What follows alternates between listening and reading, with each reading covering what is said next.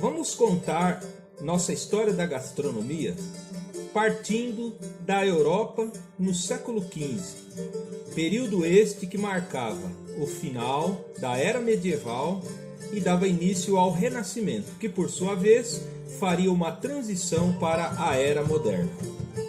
Muitos acontecimentos dessa época mudaram a configuração das nações, mudaram os hábitos, a cultura e os costumes alimentares das pessoas, dando início ao movimento que nos traria a essas condições alimentares que vivenciamos hoje.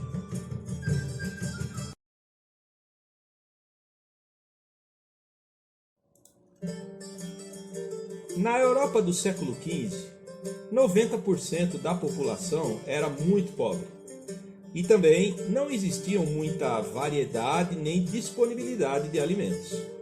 A alimentação básica do dia a dia praticamente era um mingau de farinha de trigo, acrescido de alguns legumes e vegetais, e as proteínas, quando eram fornecidas, eram somente à base de carne de caça, tipo castor, pato, coelho, já que o gado, por exemplo, ele era empregado para o trabalho de tração animal e as outras espécies de animais domésticos, como carneiros, galinhas, eram destinadas aos nobres e aos mais abastados. Quem morava no litoral tinha acesso ao peixe, mas quem morava no interior, só peixe salgado quando podia encontrar. Existia gado leiteiro para a produção de queijo e disponibilizar algum leite para as crianças. Em certas épocas do ano, algumas árvores disponibilizavam castanhas para as pessoas, e isso se consistia num grande reforço alimentar. As frutas disponíveis somente eram as nativas do continente europeu, como os morangos, as maçãs, peras. A uva só aparecia uma vez por ano e se destinava à produção de vinho e vinagre. As leguminosas eram poucas variedades, era grão de bico e ervilha. O repolho, o espinafre e a cenoura eram as hortaliças dos pobres. O cozimento era breve e simples, num caldeirão, com a finalidade de poupar lenha e de ser de breve aquecimento. A água era muito suja e sempre se dava preferência ao vinho, que era diluído na água para poder render mais. A cerveja era mais comum nos mosteiros e abadias, e elas estragavam rápido, no máximo em 3 dias, já que não se havia inventado ainda a pasteurização. Por isso, quando aparecia cerveja, logo acabava.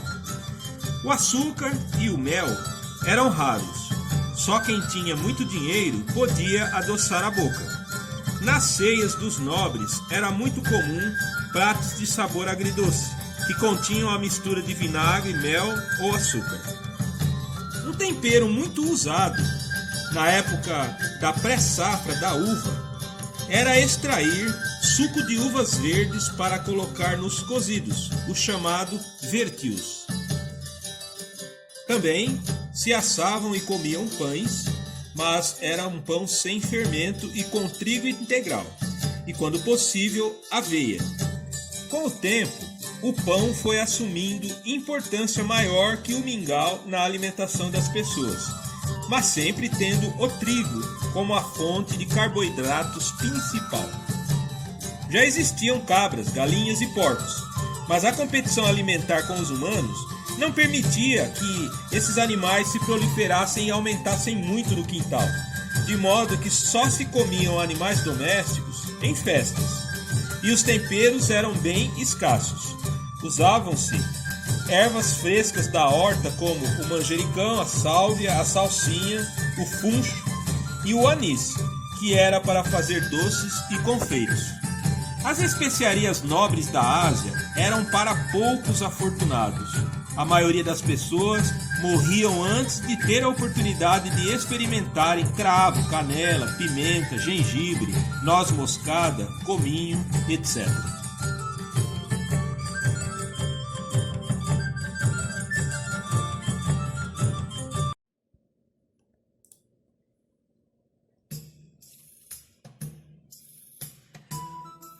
Este intenso e movimentado comércio e intercâmbio cultural e comercial entre os europeus e os povos do norte da África, Oriente Médio, da Turquia, todos que faziam parte do Império Otomano no século XV, permitiu que se inserissem na agricultura e nos hábitos alimentares dos europeus alimentos como alface, alcachofra, azeitona, azeite de oliva.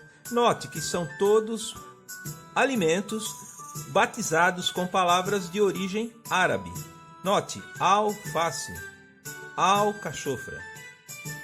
Também a beterraba, brócolis, os caprídeos, o café, que é originário da Etiópia, no nordeste da África, o caviar, a cenoura, cerveja, que foi inventada no Egito, cevada, erva doce, escarola, o cominho, o funcho, iogurte, que foi inventado na Turquia, jiló, lentilha, folhas de louro, todas dessa região do norte da África, do continente africano e do Oriente Médio.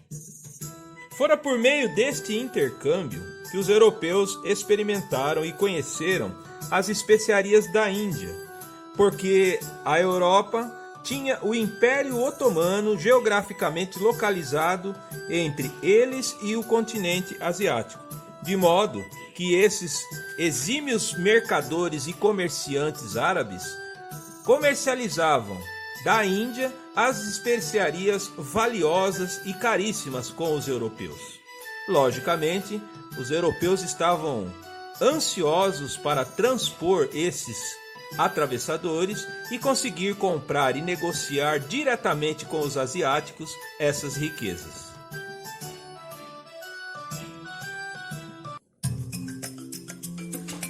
Também fora por meio deste comércio intermarítimo mediterrâneo que os árabes negociavam e compravam das tribos africanas abaixo do Saara alimentos como a melancia, o melão, o inhame, abricô, tâmara, tamarindo, quiabo, couve-flor, óleo de dendê e os enviavam via comércio para a Europa. Desta forma, a gastronomia dos povos da Europa melhorou muito, mas eles queriam mais.